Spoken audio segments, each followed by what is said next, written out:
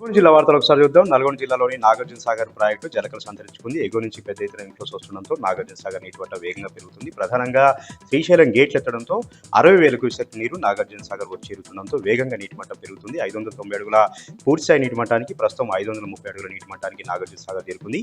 312 టీఎంసీల నిల్వ సామర్థ్యానికి ప్రస్తుతం 171 టీఎంసీల నీరు నిల్వ ఉన్నట్టుగా డ్యామధికారులు చెప్తున్నారు. జూలై నెలలోనే నాగార్జున సాగర్ జలకలు సంతరించుకోవడం పూర్తిగా గరిష్ట నీటి మట్టాన్ని చేరుకుంటుండడంతో ఆయకట్టు రైతాంగం ఉంటూ కూడా ఆనందం వ్యక్తం చేస్తూ ఉన్నారు. ప్రధానంగా నాగార్జున సాగర్ ఎగువలో ఉన్నటువంటి శ్రీశైలం, దివరాల, నారాయణపూర్ ప్రాజెక్టులను కూడా పూర్తిగా నిండడం, గేట్లు ఎత్తడంతో శ్రీశైలం ద్వారా నాగార్జున సాగర్ కూడా పెద్ద ఎత్తున ఇన్ఫ్లోస్ వస్తుండడంతో ఆయకట్టు రైతాంగంతో కూడా చాలా ఆనందంలో ఉన్నారు.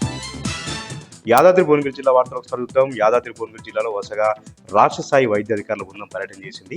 నిన్న భువనగిరి జిల్లా కేంద్రంలో అబార్షన్ చేస్తూ ఒక డాక్టర్ పట్టుబడడంతో లోతుగా దర్యాప్తు చేస్తా ఉన్నారు. గాయత్రి హాస్పిటల్తో పాటు చుట్టుపక్కల ఉన్నటువంటి ప్రైవేట్ ఆసుపత్రులు, స్కానింగ్ సెంటర్లపైన కూడా ఒక్కసారిగా కూడా ఆకస్మికంగా తనిఖీలు చేస్తా ఉన్నారు. ఆలేరు మండల కేంద్రంలో కూడా ఆకస్మికంగా తనిఖీలు చేయడం జరిగింది. చట్టవిరుద్ధంగా ఎవరైనా అబార్షన్ చేసినా, లింగ నిర్ధారణ పరీక్షలు చేసినా వారిపైన పీడీ యాక్ట్ నమోదు చేస్తామని కూడా వైద్యాధికారుల బృందం తెలుపుతా ఉన్నారు.